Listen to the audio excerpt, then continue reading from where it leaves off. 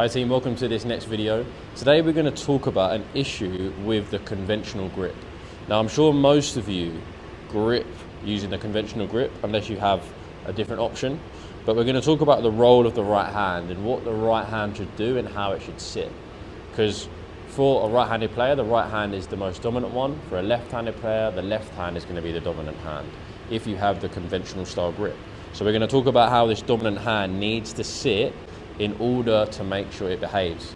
Because if it's in the wrong position, then that's going to cause issues within your stroke.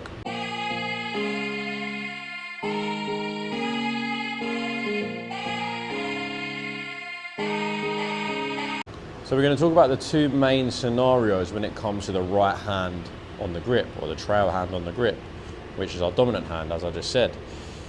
This is going to be scenario number one, when the right hand is too far underneath.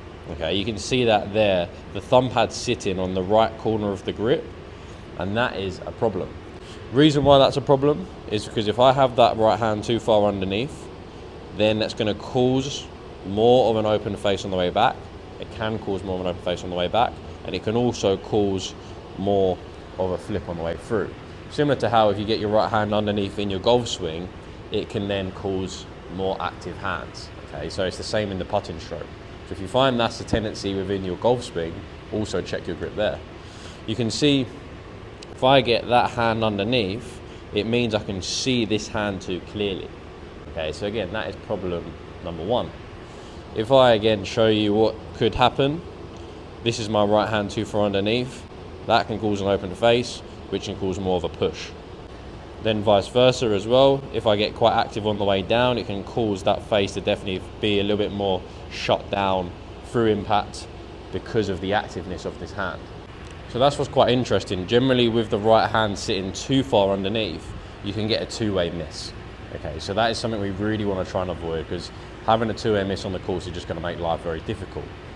Going into the next scenario, it's going to be, instead of being too far under, we're too far over. So you can probably guess already what's right, okay? If I'm too far over, there's only really one miss that we can get, and that's going to be more of a pull. Reason for that is if I have my right hand too far over, it's just going to make it really hard to get any sort of face rotation. Generally, if I bring the putter back with the right hand over, I'm closing off this forearm. That's going to get me, well, that can get me aiming more left, which can then again cause the out to in path, cause a really closed face at the top, and then cause that pull.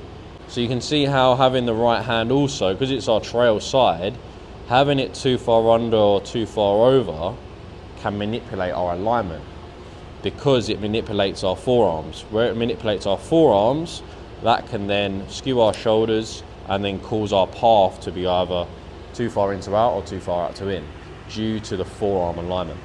So if we're going to talk about what we need to do, we need to ensure that our right hand is neutral.